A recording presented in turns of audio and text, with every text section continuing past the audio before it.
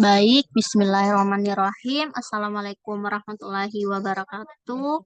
Perkenalkan, nama saya Rohana Salama, NIM D01210470 dari kelas Teknik Sipil E 2021. Di sini saya akan mereview sedikit tentang artikel evaluasi daya dukung tiang pancang pada pembangunan jeti. Adapun abstraknya yaitu seiring dengan perkembangan perindustrian dan perdagangan era global ini, persaingan serta peningkatan kualitas jasa pelayaran, perlu diadakannya pembangunan fasilitas galangan kapal baru yang luas dan memadai untuk menampung jumlah kapal yang masuk pada dermaga dan sarana penunjang yang berperan penting dalam kegiatan pengadaan dan perbaikan moda laut tersebut. Jadi permasalahannya di sini adalah tempat yang tidak memadai untuk menampung jumlah kapal yang masuk pada dermaga. Tujuannya yaitu untuk mengevaluasi daya dukung menggunakan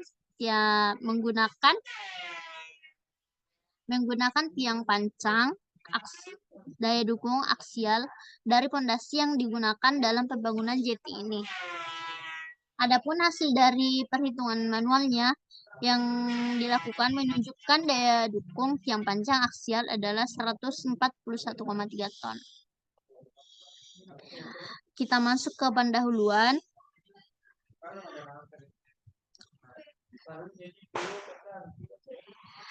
Di sini, pembangunan jeti ini dimaksudkan sebagai bentuk peningkatan kualitas jasa pelayaran. Pembangunan jeti diharapkan dapat meningkatkan jumlah kapal yang singgah dengan adanya proyek pengembangan dermaga Noahtu Bandar Lampung sebagai penyedia layanan pelabuhan. PT Daya Radar Utama membangun fasilitas pembangunan jeti. Pondasi yang digunakan dalam pembangunan jeti ini adalah pondasi dalam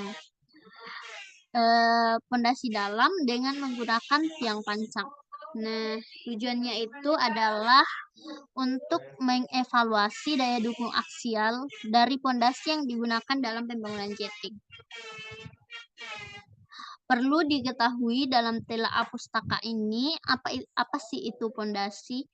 Nah, pondasi itu sering disebut sebagai struktur bangunan bagian bawah atau substruktur. Terletak paling bawah dari bangunan yang berfungsi mendukung seluruh beban bangunan dan meneruskannya ke tanah di bawahnya. Nah, untuk tujuan itu, pondasi bangunan harus diperhitungkan dapat menjamin kestabilan bangunan terhadap berat sendiri, beban-beban berguna dan gaya-gaya luar, seperti tekanan angin, gempa bumi, dan lain-lain. Dan tidak boleh terjadi penurunan fondasi setempat ataupun penurunan fondasi yang merata lebih dari batas tertentu. Nah, di sini ketika ingin merencanakan suatu fondasi itu perlu diperhitungkan secara baik agar tidak terjadi kesalahan yang tidak diinginkan. Nah, data-data yang dapat kita peroleh langsung dari survei geoteknik lapangan dan ada yang diperoleh langsung dari uji laboratorium terhadap contoh tanah yang diambil dari bawah permukaan melalui boring atau hand boringnya. Metodenya itu hand boring. Penyelidikan di lapangan itu dapat berupa pengujian CPT atau penetration test dan pengujian standar penetration test atau SPT. Nah, berikut adalah jenis. Di sini untuk tiang pancangnya itu dia menggunakan precast reinforced concrete pile.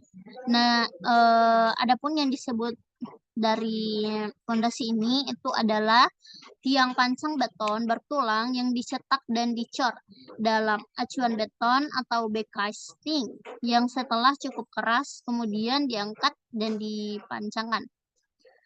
Nah, yang kedua itu sebelum masuk itu kita lihat ini adalah gambar tiang pancang beton precast concrete pile. Untuk bagian 8 batang tambahkan di sini itu batangnya itu di sini. Yang kedua itu ada precast pre-stanced concrete pile. Nah, yang disebut dari pondasi ini itu adalah tiang pancang beton yang dalam pelaksanaan pencetakannya sama seperti pembuatan beton pre-stanced, yaitu dengan menarik besi tulangannya ketika dicor dan dilepaskan setelah beton mengeras. Itu dapat kita lihat dari gambar berikut ini. Ini adalah gambar tiang pancang precast pre-stanced concrete pile. Nah, berikutnya itu ada cast in place pile. Nah, cast in place pile ini merupakan tiang pancang yang dicor di tempat dengan cara membuat lubang di tanah terlebih dahulu dengan cara melakukan pengeboran. Pada cast in place ini dapat dilakukan dengan dua cara. Cara pertama itu kita bisa melakukannya itu dengan pipa baja yang dipancangkan ke dalam tanah. Kemudian diisi dengan beton dan ditumbuk sambil pipa baja tersebut itu ditarik keras ke atas maksudnya saya.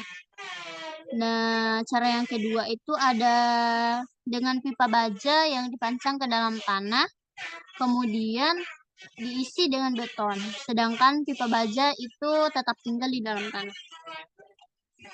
Ilustrasinya itu kita dapat lihat pada gambar berikut. Ini ada lapisan tanah kerasnya. Nah, berikutnya itu ada metode penelitian. Adapun metode yang kita gunakan dalam penelitian ini itu ada teknik pengumpulan datanya. Ini teknik pengumpulan datanya itu dilakukan dengan data sekunder, di mana data sekunder ini itu dilakukan dengan meminta data kepada pihak pelaksana. Nah, data yang digunakan merupakan data tiang pancang, itu real dari lapangan.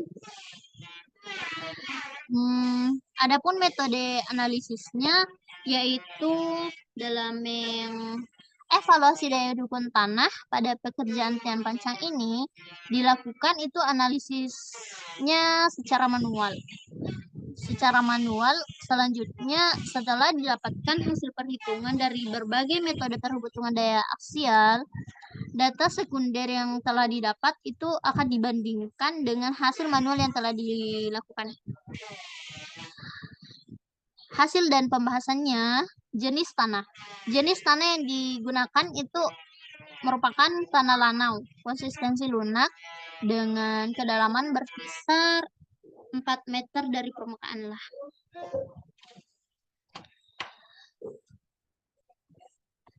Ini adalah daya dukung aksial berdasarkan kekuatan bahan atau axial bearing capacity of material strength.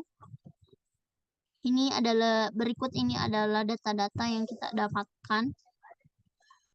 Kemudian ini adalah langkah-langkah perhitungannya.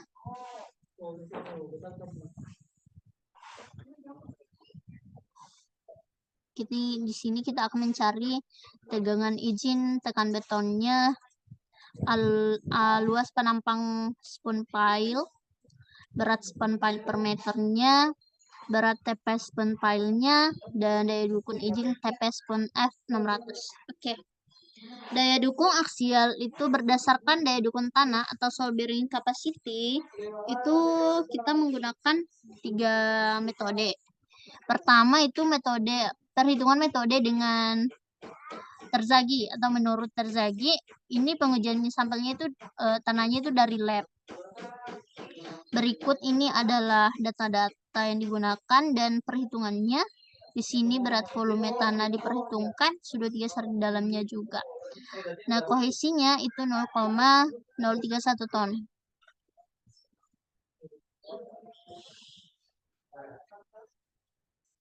Maka didapat Q ultimate-nya, luas penampang tiang pancangnya, angka keamanan, serta daya dukung izin tiang pancang.